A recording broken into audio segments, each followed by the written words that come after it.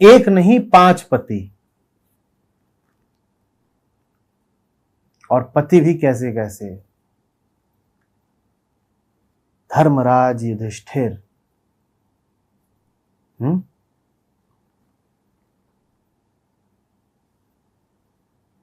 गदाधारी भीम, ऐसे भीम जिनको कहते हैं कि 100 हाथियों का बल था।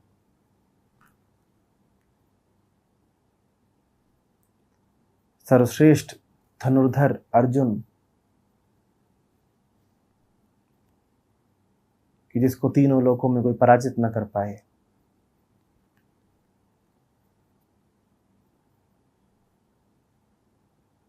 और नकुल और सहदेव भी कोई हल्के योद्धा नहीं थे। एक नहीं 5 पति, लेकिन पांचों पति इसी संसार के धूल मिट्टी के। किसको पति मान बैठी थी द्रौपदी? किसको स्वामी संबोधित कर बैठी थी?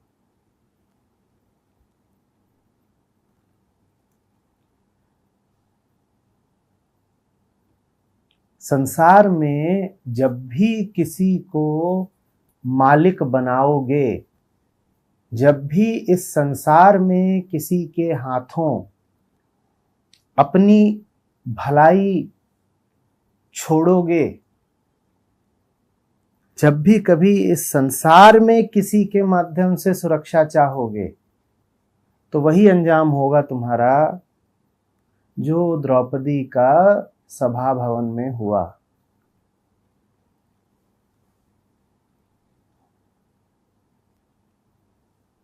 पूरे संसार के सामने खिल्ली उड़ेगी, पूरी बैठक के सामने अपमानित हो जाओगे।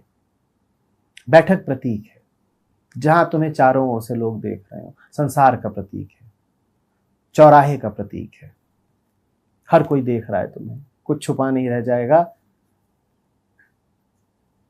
तुम जो कुछ भी मूल्यवान समझते थे वो तुमसे छिनेगा,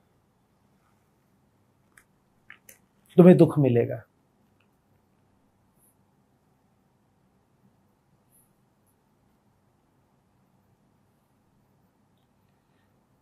जो बलवान से बलवान हो सकते थे, द्रौपदी ने उन्हें चुना।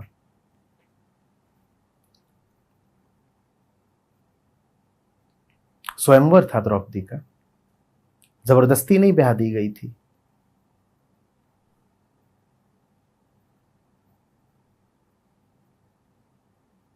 स्वयं आई थी वो अर्जुन के पास।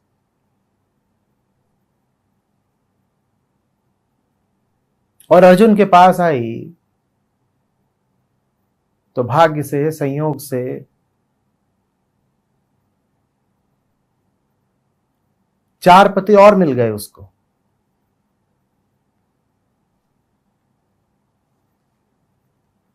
साधारण दृष्टि से इस घटना को आप देखें तो आप कहेंगे द्रौपदी का सौभाग्य।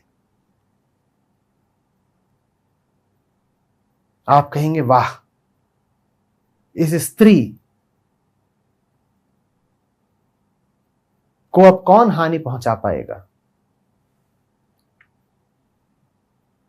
इसका तो कोई अब बाल भी बांका नहीं कर सकता। एक तरफ अर्जुन, एक तरफ भीम,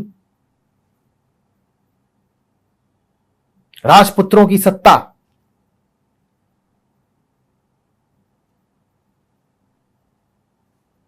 हस्तिनापुर का सिंहासन, और हस्तिनापुर नहीं तो कम से कम इंद्रप्रस्थ।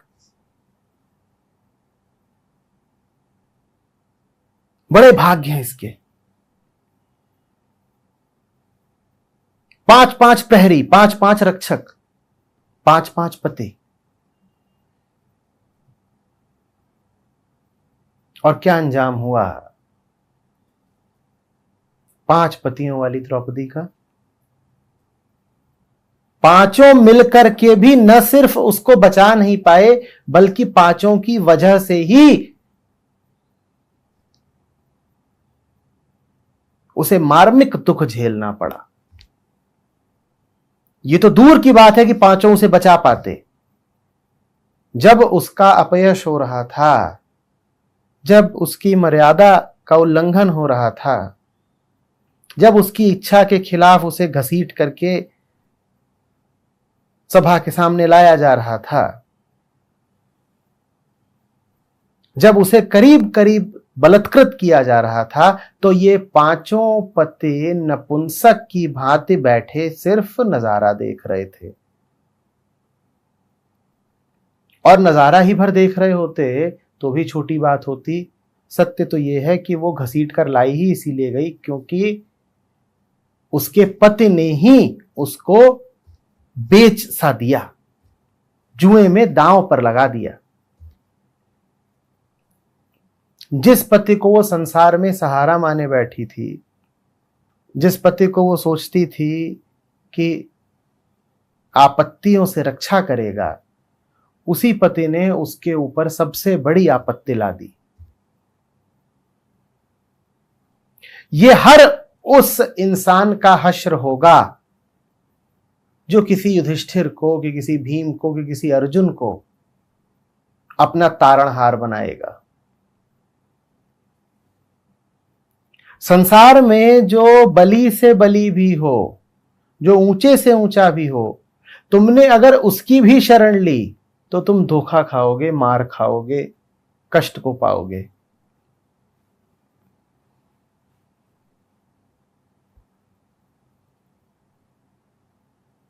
और संसार में इनसे ऊंचा कौन है? और किसके पास जाओगे?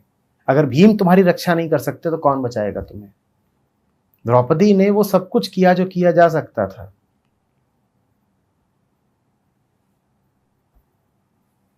ये सब उसके अंग रक्षक है, भीम, अर्जुन।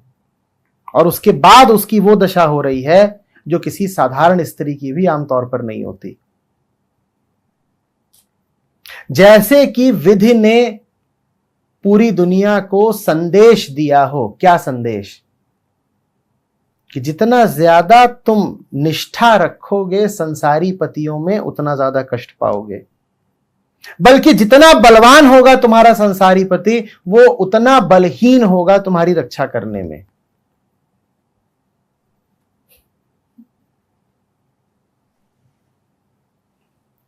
तुम तो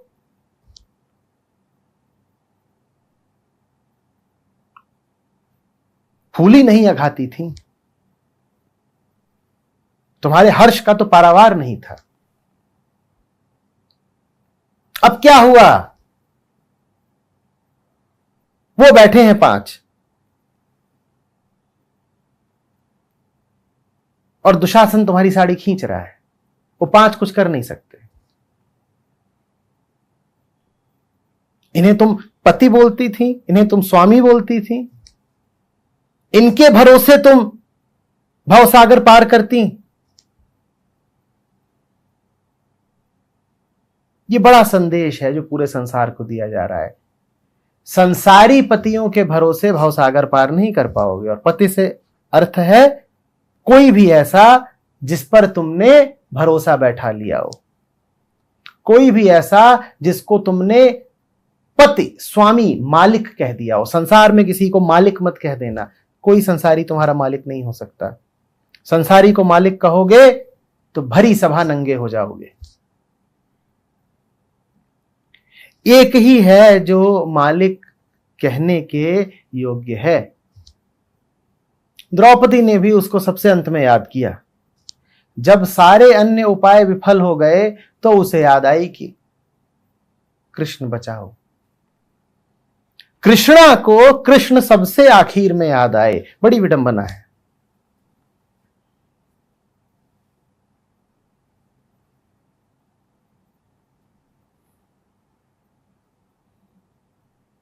दुख में सुमिरन सब करें, सुख में करे न कोई, जो सुख में सुमिरन करे। पहले ही कृष्ण को याद कर लिया होता तो क्या द्यूत में राज्य गंवाते, धन गंवाते, भाइयों को गंवाते, पत्नी को गंवाते। जब फेंक रहे थे पासे तब मन में थे कृष्ण।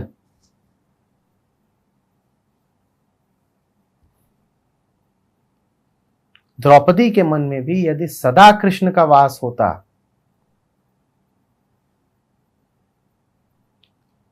तो वो ये नौबत ही नहीं आने देती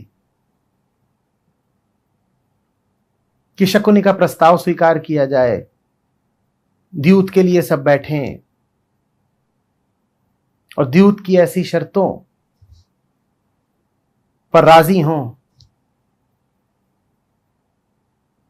द्यूत पर क्यों बैठ रहे हो? मनोरंजन के लिए ना। मन में यदि कृष्ण बैठे होते तो फिर मनोरंजन की जरूरत क्या थी? तो भाइयों को तो कृष्ण आखिर तक याद नहीं आए, तो भाई गुलाम ही बन गए। पति थे, दास बन गए। इसीलिए तो उठ नहीं पाए थे द्रौपदी की रक्षा के लिए, क्योंकि दासों को उठने का क्या हक? स्वामी थे, दास बन गए, उन्हें तो आखिर तक कृष्ण याद नहीं आए थे। ये तो भला हुआ कि द्रौपदी को जब बिल्कुल लुटने का क्षण आ गया तब कृष्ण याद आ गए। आपको कब याद आएंगे?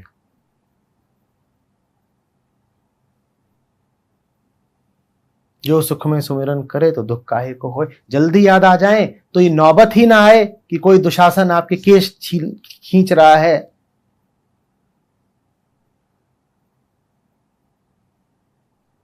कोई अपमान करता है, कोई साड़ी उतारता है।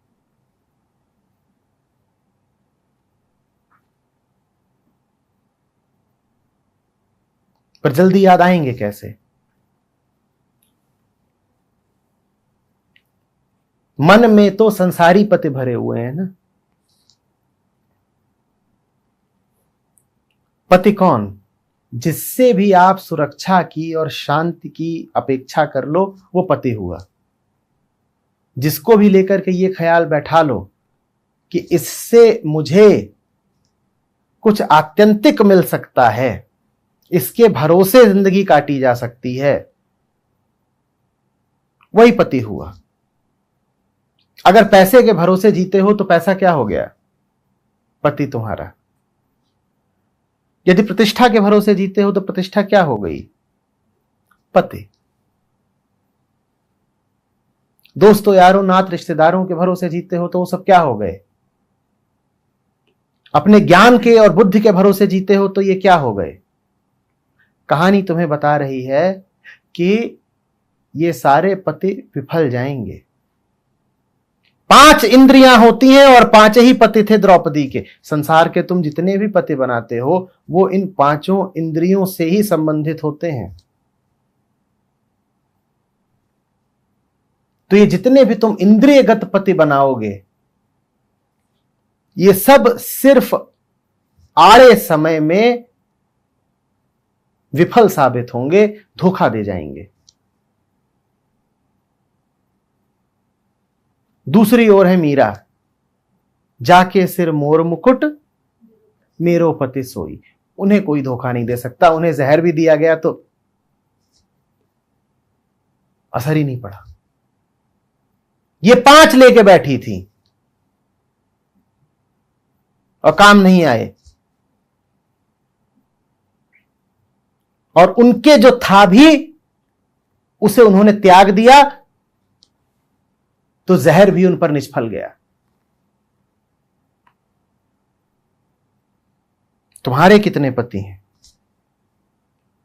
किसको बनाए बैठे हो?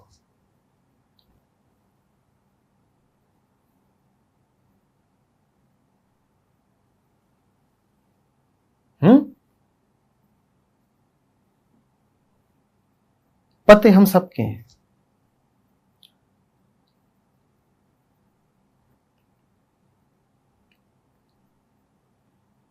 पतियों की कतारें हैं जिनमें सबसे ज्येष्ठ पति की शक्ल देखो तो हमारी शक्ल से मिलती जुलती होगी। हमारा ही अहंकार है वो सबसे जेठा पति, वो युधिष्ठिर है। हमें बहुतों पर भरोसा है और सबसे ज्यादा अपने अहंकार पर भरोसा है, तो सबसे बड़ा पति तो वही हुआ।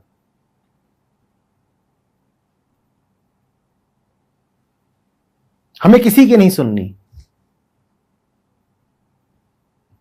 परमात्मा की नहीं सुननी, आत्मा की नहीं सुननी, ग्रंथों की नहीं सुननी, गुरु की नहीं सुननी। हम अपनी मर्जी चलाते हैं, हम अपने पति आप हैं।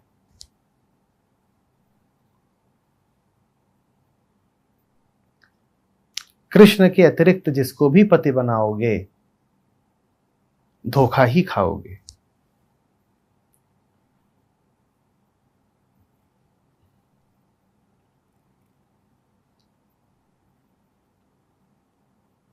किसी के भरोसे मत रहना।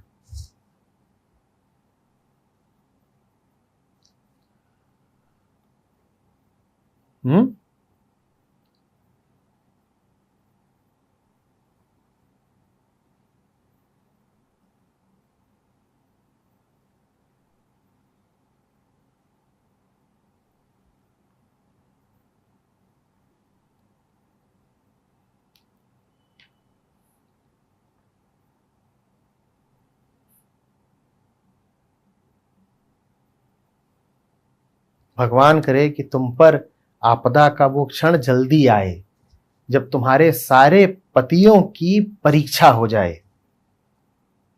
द्रौपदी भी कहां कृष्ण को पुकारती अगर वो दिन ना आता, अगर अर्जुन की कलई न खुलती। तुम्हारे साथ भी वो दिन जल्दी आए कि जब तुम्हारे सारे सहारों की औकात का परीक्षण हो जाए, बिल्कुल खुल जाए कि कितना दम है उन स्तंभों में जिन पर तुमने अपने महल खड़े कर रखे हैं। दिखना जरूरी है कि रेत के महल बनाए बैठे हो।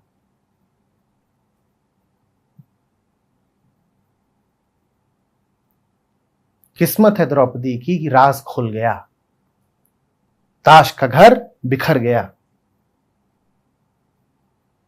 आपके लिए भी अच्छा यही हो कि राज जल्दी खुल जाए।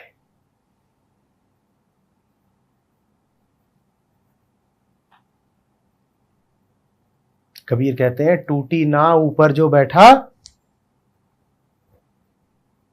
अरे आज तो आप सब पूरा करें, करिए। गाफिल गोता खाएगा। अब टूटी नाव लेकर के नदी के बीचों बीच पहुंच जाओ, तब पता चले कि टूटी नाव है, तो पता लग के भी क्या पता लगा, अब तो गए। टूटी नाव पर बैठे हो तो मैं प्रार्थना करता हूं तुम्हारे लिए कि जल्दी पता लग जाए, वो मौका जरा जल्दी आ जाए जब तुम्हें तुम्हारे सारे पतियों की असलियत दिख जाए। ये सब हट जाएंगे, सबकी नेति नेति हो जाएगी, 1 2 3 4 5 सब हटे, तब ना कृष्ण के पास जाओगे।